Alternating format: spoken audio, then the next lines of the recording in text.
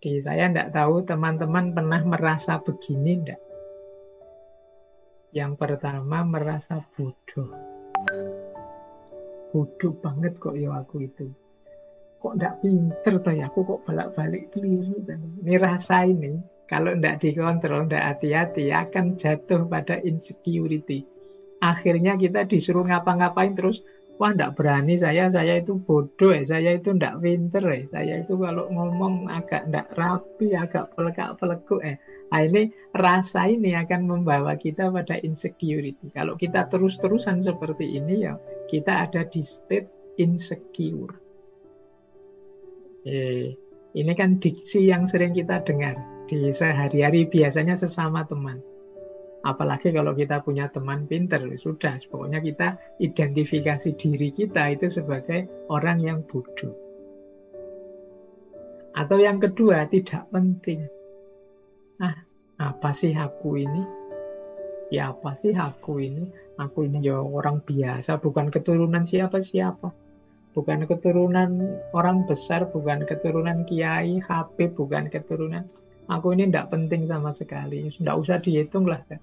Nah ini kalau kita punya feeling, punya rasa seperti ini, kita membaca, mengidentifikasi diri kita di titik semacam ini, ya kemungkinan kita punya gangguan insecurity tadi. Ini penting ya, kita coba kita punya rasa seperti ini enggak saat kita membaca diri kita. Apa memang misalnya teman-teman merasa minder karena bukan keturunannya orang besar misalnya. Apa memang menurut teman-teman keturunan orang besar itu sesuatu yang penting misalnya. Atau nilai di kelas itu sesuatu yang sangat penting sehingga disitulah parameternya kita bodoh atau enggak bodoh dan lain sebagainya. Yuk coba kita telusuri, apa kita punya gejala-gejala seperti ini. Atau kita merasa di bawah standar. Dalam hal apapun. Mungkin dalam hal kekuatan, mungkin dalam hal kecerdasan, mungkin dalam hal pergaulan. Misalnya teman-teman merasa, wah aku ini tidak gaul ya. Aku itu kalau sama teman itu kaku misalnya. Nah, terus kita semacam kecewa dengan diri kita sendiri.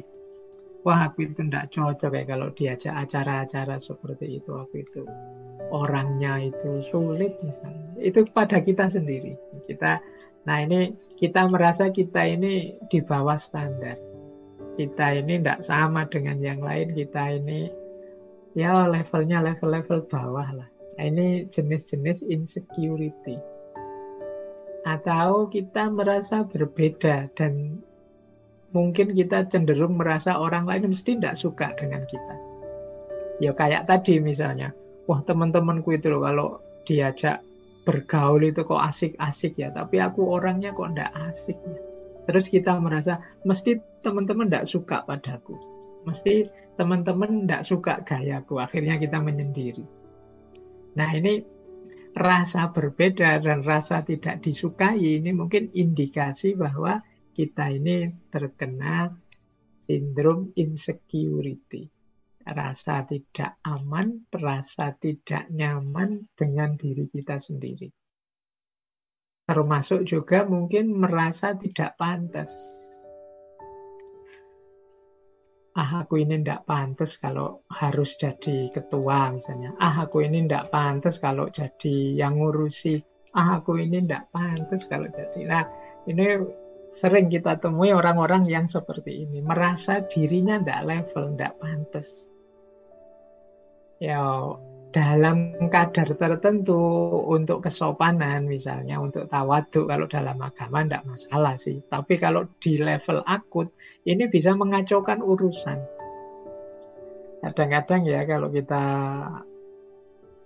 dalam hal tertentu misalnya mau ngangkat ketua, wah semuanya tawadhu, semuanya merasa tidak pantas, semuanya merasa di bawah standar. Akhirnya bingung ini yang mau jadi ketua siapa? Semuanya menolak, tidak ada yang percaya diri.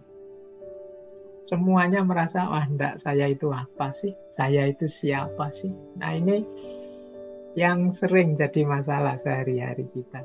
Jadi semua orang merasa minder, semua orang merasa tidak level.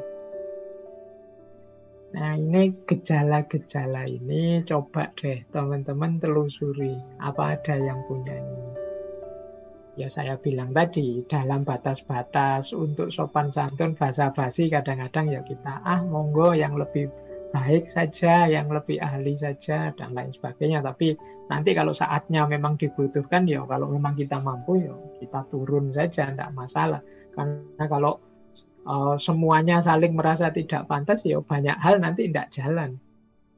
Jangankan urusan besar, kadang urusan kecil saja. Misalnya siapa sih kita misalnya mau sholat, kadang-kadang kan siapa yang harus jadi imam. Wah itu masing-masing, oh kamu saja, monggo saja sampean, monggo saling mempersilahkan. Lama ndak sholat-sholat gara-gara rebutan siapa yang mau jadi imam. Nah, padahal kan kalau di fikih kan ada syaratnya ya pokoknya yang bacaannya lebih bagus, yang lebih soleh misalnya. Tapi ketika semua orang wah saya itu bacaanku jelek, padahal mungkin bacaannya bagus, wah saya itu ndak soleh Pak, saya bacaannya bagus tapi kurang soleh, monggo lah yang lebih pantas. Semuanya saling mempersilahkan. Sholatnya akhirnya lama ndak jalan-jalan. Nah, ya memang kita di timur ini sangat dianjurkan untuk tidak sombong, sangat dianjurkan untuk rendah hati. Tapi rendah hati oke, tapi kalau rendah diri itu insecure. Jadi semoga teman-teman bisa cerdas membedakan mana rendah hati, mana rendah diri. Kalau rendah hati itu kita sadar kemampuan kita, kapasitas kita, tapi kita bisa memaklumi yang lain, bisa menerima kalau dan tidak marah, tidak tersinggung dan lain sebagainya kalau orang lain yang mungkin punya kompetensi, kapasitas seperti kita mendahului kita, tidak masalah. Nah itu namanya rendah hati. Oh monggo kalau ada yang memang merasa mampu silahkan.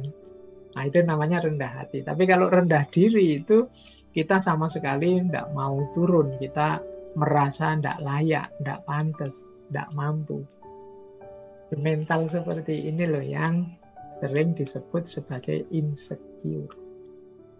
Maka teman-teman yuk semoga di antara kita tidak ada yang rendah diri. Merasa bodoh, merasa tidak penting, merasa di bawah standar, merasa berbeda dan tidak disukai, merasa tidak pantas, dan lain sebagainya.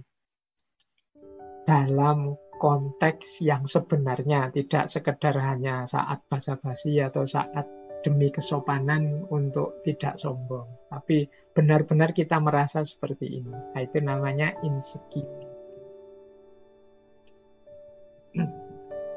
Nah, sekarang kita tengok dulu.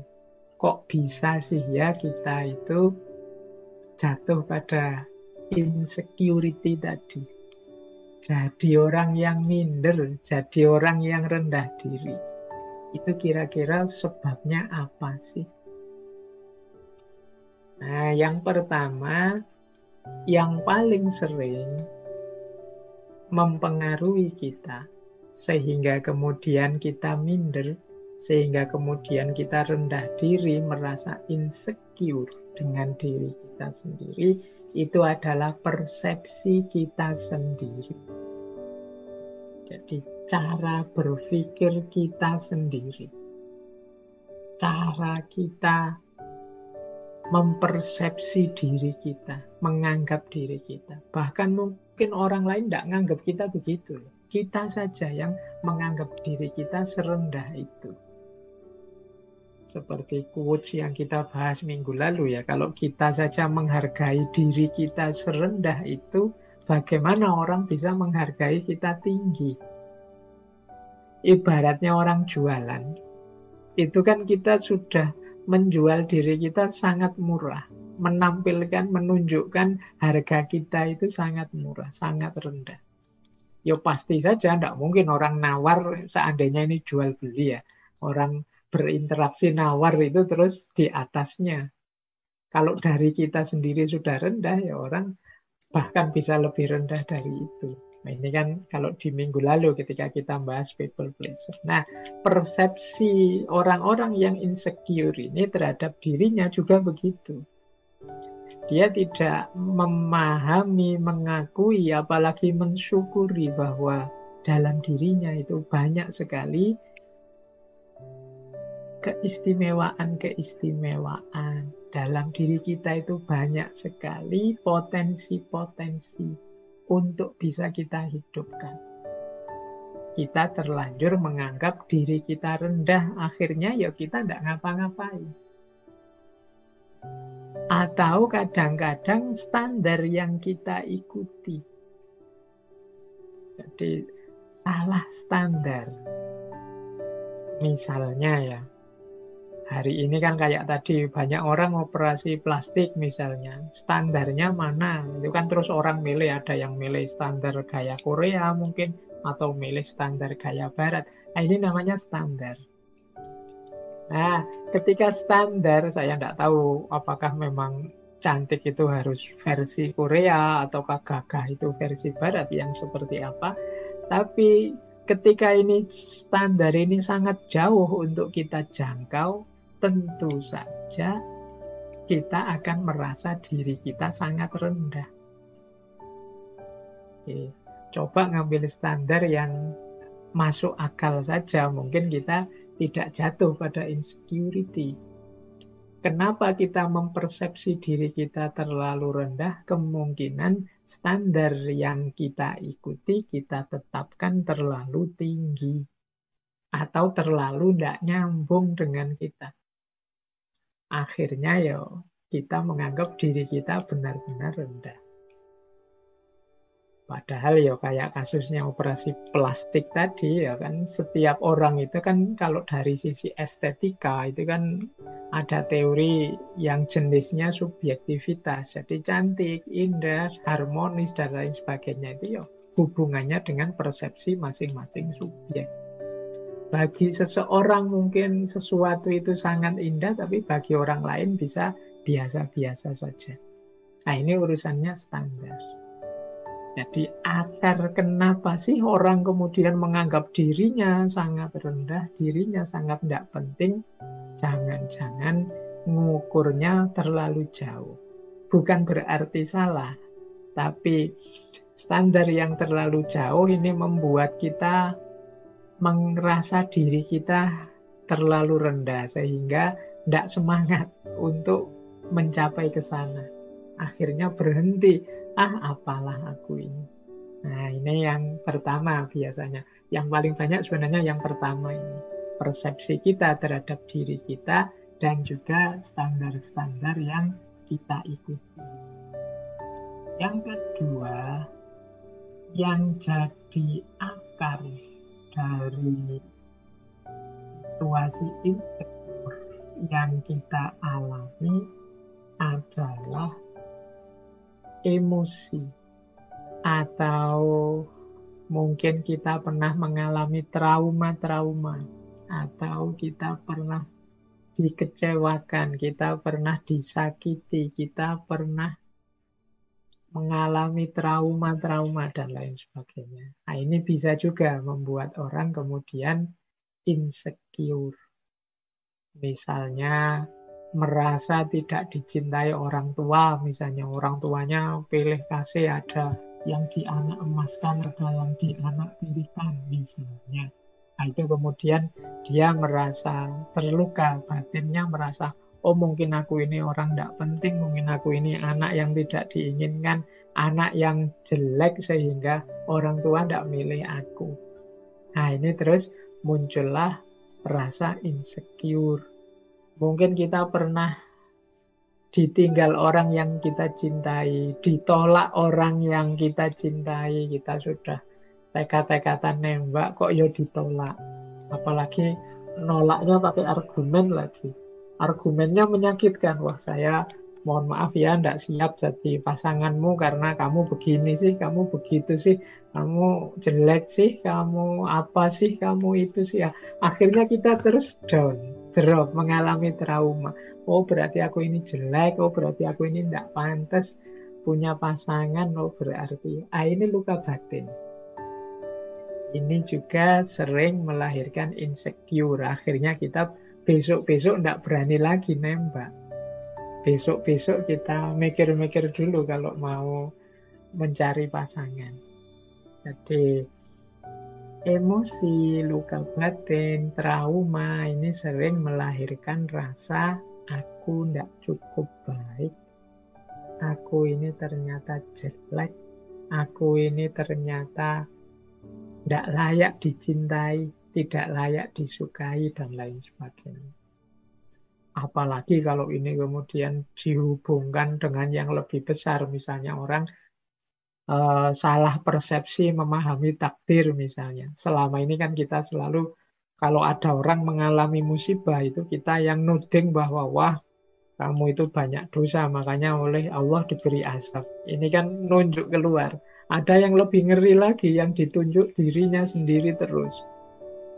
Wah, ini kok ngalami bencana ya. Jangan-jangan bencana ini gara-gara dosaku. Jangan-jangan bencana ini gara-gara kelakuanku. Jangan-jangan bencana ini gara-gara kesalahan-kesalahanku selama ini. Akhirnya dia begitu marah, begitu kecewanya dengan dirinya.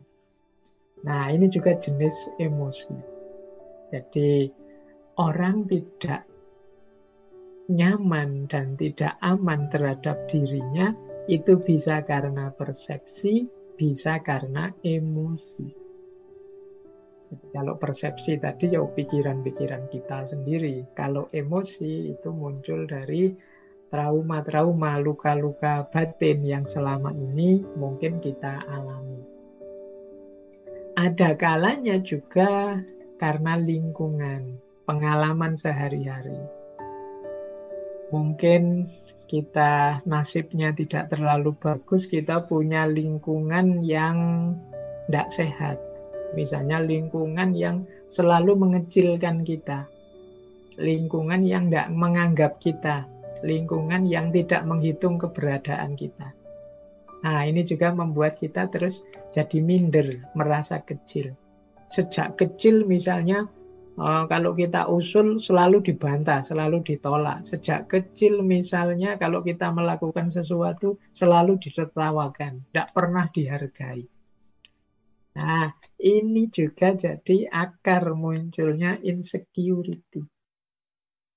Jadi lingkungan sekeliling itu bisa membentuk pola pikir aku ini rendah, aku ini lemah, aku ini inferior. Nah, selain pengalaman dan lingkungan, ada pula pop culture atau tren. Nah, kalau ini budaya pop atau tren-tren yang beredar di sekeliling kita. Ketika kita tidak update, ketika kita tidak mengikuti tren yang berjalan, kita terus merasa, aku ini apa sih? Aku ini kurang gaul, aku ini ketinggalan zaman, aku ini masa lalu. Nah, ini bisa juga. Jadi kita tidak mengikuti tren, kita tidak update, kita jadi orang yang tidak ngerti ini, tidak ngerti itu, tidak bisa ini, tidak bisa itu, sesuai kemampuan anak hari ini, akhirnya kita insecure. Misalnya teman-teman kita hari ini main gamenya sudah main game-game kelas tinggi yang sekarang sedang hits itu. Nah, terus kita kok tidak bisa main game seperti itu. Nah, terus kita insecure.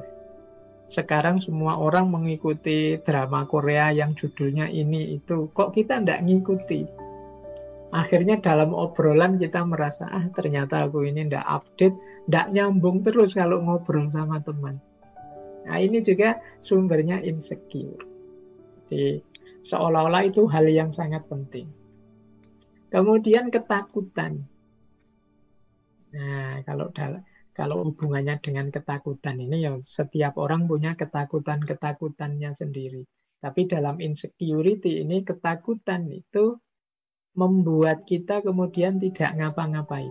Membuat kita menarik diri dari kehidupan nyata. Nah, itu dulu mungkin pernah saya gambarkan seperti ini ya.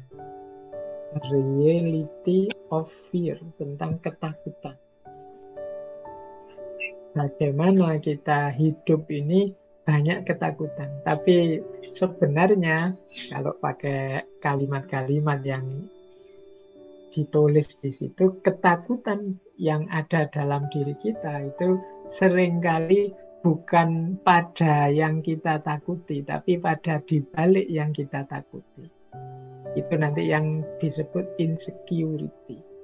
Misalnya di situ ada kalimat, engkau sebenarnya tidak takut pada kegelapan. Engkau hanya takut pada apa yang ada di balik kegelapan itu. Tapi kita menganggapnya, saya takut kegelapan. Nanti orang insecure juga begitu. Mungkin kita itu tidak takut pacaran, tapi takut ditolak. Kita tidak takut ujian, tapi takut nilainya rendah. Nah, ini loh yang jadi sumbernya insecure itu. Jadi kalau nanti kita meneliti dalam diri kita, kok aku bisa insecure ya? Awas salah identifikasi tentang ketakutan kita. Engkau tidak takut ketinggian, tapi engkau sebenarnya takut jatuh. Engkau tidak takut orang-orang di sekelilingmu, maksudnya engkau tidak takut sebenarnya, engkau itu tidak takut bergaul kok, engkau tidak takut bersosialisasi, cuma engkau hanya takut ditolak orang. You are not afraid to love, you are just afraid of not being loved back. Engkau sebenarnya bukan orang yang takut mencintai, tapi takut tidak dicintai kembali. Engkau sebenarnya tidak takut untuk melepaskan dia, hanya saja engkau takut hidup tanpa dia. Engkau bukannya takut untuk mencoba kembali, tapi engkau sebenarnya takut kalau tersakiti kembali. Nah, ini sebenarnya mengidentifikasi ketakutan kita lebih dalam. Disitulah sumbernya insecure. Jadi yang kita anggap ketakutan di luar itu sebenarnya rahasianya ada di dalam. Inilah akar-akar dari insecurity yang ada dalam diri kita.